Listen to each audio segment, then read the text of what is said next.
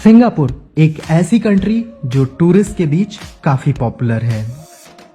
Singapore का official name the Republic of Singapore है और सिंगापुर बहुत ही छोटा आइलैंड है जिसका एरिया केवल 721 स्क्वायर किलोमीटर है और 50 से 60 किलोमीटर में ही पूरा सिंगापुर कवर हो जाता है।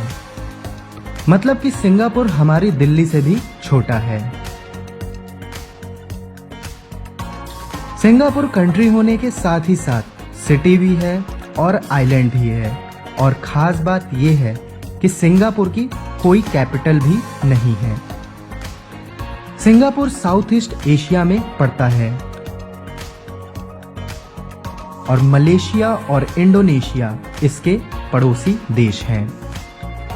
सिंगापुर में मलाय लैंग्वेज चलती है और यहाँ पर सबसे ज्यादा लगभग 34% बुद्धिस्ट रिलीजन के लोग रहते हैं। लेकिन ये मिक्स्ड रिलीजन कंट्री है और यहाँ हिंदू, मुस्लिम और क्रिश्चियन रिलीजन के लोग भी रहते हैं। सिंगापुर की करेंसी सिंगापुर डॉलर है और एक सिंगापुर डॉलर के लिए आपको लगभग 55 रुपीस देने पड़ते हैं। यहाँ का टाइम इंडिया के कंपैरिजन में 2.5 घंटे आगे चलता है। सिंगापुर की पॉपुलेशन भी केवल 56 लाख है, लेकिन एरिया के हिसाब से यहाँ आबादी काफी ज्यादा है। लेकिन यहाँ ट्रैफिक की प्रॉब्लम ज्यादा नहीं है क्योंकि यहाँ पर आपको रोड पर कार चलाने के लिए भी परमिट लेना होता है जिसकी बोली लगती है और शायद आपको पता नहीं हो पर इस परमिट के लिए 30 से 40 लाख रुपए तक देने पड़ते हैं।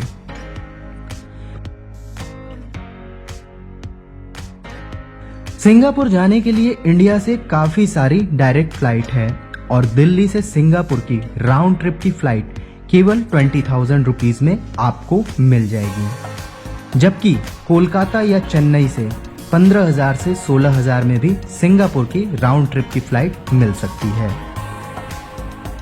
दिल्ली से सिंगापुर पहुंचने में आपको लगभग 6 घंटे लग सकते हैं। सिंगापुर के एयरपोर्ट का नाम सिंगापुर चांगी इंटरनेशनल एयरपोर्ट है और यहाँ घूमने के लिए आपको टूरिस्ट वीजा की जरूरत पड़ेगी। सिंगापुर के टूरिस्ट वीजा के लिए आप ऑनलाइन अप्लाई कर सकते हैं और ये वीजा आपको 30 सिंगापुर डॉलर का पड़ेगा। मतलब अप्रॉक्स आपको 1650 रुपए वीजा के लिए खर्च करने पड़ेंगे। सिंगापुर इंडियन टूरिस्ट के बीच काफी पॉपुलर टूरिस्ट डेस्टिनेशन है और हर साल काफी सारे इंडियंस यहाँ की ट्रिप करते हैं। यहाँ की जो सबसे पॉपुलर टूरिस्ट प्लेस है उसका नाम है गार्डन्स बाय द बे और इस जगह को घूमने के लिए ही आपके पास 3 से 4 घंटे होने चाहिए। यहाँ पर कई सारी अलग अलग ऑब्जर्वेटरी बनी है और अगर आप ये पूरा गार्डन कवर करते हैं तो आपके 3,500 से 4,000 रुपए लग सकते हैं। सिंगापुर की दूसरी टूरिस्ट प्लेस है यूनिवर्सल स्टूडियोज और यहाँ पर आप बहुत एंजॉय करेंगे क्योंकि यहाँ पर बच्चों और बड़ों सबके एंटरटेनमेंट का ख्याल रखा गया है।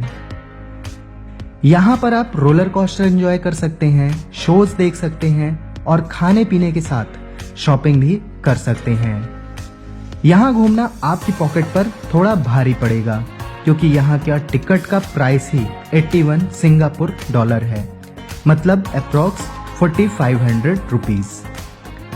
सिंगापुर के बारे में आप जब भी कहीं सर्च करेंगे तो ये स्टैचू आपको जरूर दिखेगी। इस स्टैचू को मरलॉयन के नाम से जाना जाता है और ये हाफ लॉयन और हाफ फिश को मिक्स करके बनाया गया है। मरलॉयन बहुत ही खूबसूरत जगह बना है और यहाँ पिक क्लिक करवाना इस बात का सिंबल है कि आप सिंगापुर घूम रहे हैं और ये प्लेस आपके लिए फ्री है। यहीं पास में ही सिंगापुर फ्लायर भी है। इसे आप हिंदी में सिंगापुर का झूला भी कह सकते हैं। जो कि दूर से देखने में तो ब्यूटीफुल लगता ही है, पर अगर आप इसमें बैठे हैं तो आपको पूरे सिंगापुर का व्यू भी देखने को मिलता है। सिंगापुर फ्लायर की राइड का एंट्री टिकट 33 सिंगापुर डॉलर है, यानी कि अप्रॉक्स 1800 रुपए। वैसे अगर आपके पास पैसे हैं तो आप अपनी शाम को खास बना सकते हैं सिंगापुर फ्लायर के अंदर ही एक परफेक्ट डिनर करके, जिसके लिए आपको 2 लोगों के 18,000 रुपए देने पड़ेंगे। यहाँ पर इसके अलावा आप मरीन लाइफ पार्क और सी एक्वेरियम भी जा सकते हैं, और यहाँ के लिए आपको 41 सिंगापुर डॉलर मतलब अप्रॉक्स 2250 रुपए देने पड़ेंगे। वैसे ये सभी टूरिस्ट प्लेस मरीना बे के आसपास में ही हैं, और यहीं पर आप केबल कार और मरीना सैंड स्काई को भी एंजॉय कर सकते हैं। साइट सीन करने के लिए आप हॉप ऑन हॉप ऑफ बस यानी कि होहो बस का यूज भी कर सकते हैं, जो कि आपको 33 सिंगापुर डॉलर मतलब अप्रॉक्स 1800 रुपए में एक दिन के लिए मिल जाएगी। और सिंगापुर घूमने के लिए यही बेस्ट ऑप्शन भी है, क्योंकि टैक्सी के लिए आपको बैठते ही करीब 3.5 सिंगापुर डॉलर देने पड़ेंगे, मतलब अप्रॉक्स 165 रुपीज। लेकिन अगर आप ज्यादा लोग हैं तो टैक्सी का यूज भी कर सकते हैं। इसके अलावा आप चाहे तो यहाँ बस की राइड भी ले सकते हैं, जिसकी एक राइड का मिनिमम फेयर 100 रुपए के आसपास है। साथ ही सिंगापुर में आप मेट्रो का सफर भी कर सकते हैं, और यहाँ पर मेट्रो के लिए मिनिमम आपको 100 रुपीज तक खर्च करना पड़ सकता है, और आपके पास वैल्यू कार्ड है तो यही खर्च लगभग आधा हो जाएगा।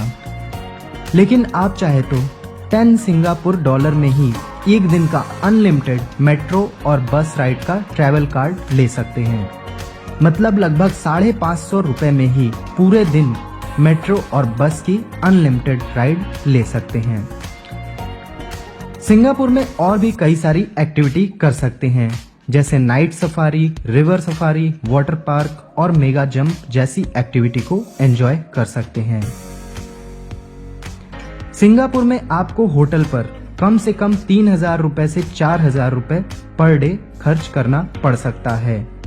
वैसे इससे कम में भी कुछ होटल्स मिल जाएंगे, लेकिन वो अच्छे नहीं होंगे। साथ ही 1,000 रुपए से 1,500 रुपए पर डे में यहाँ पर हॉस्टल्स भी मिल जाएंगे।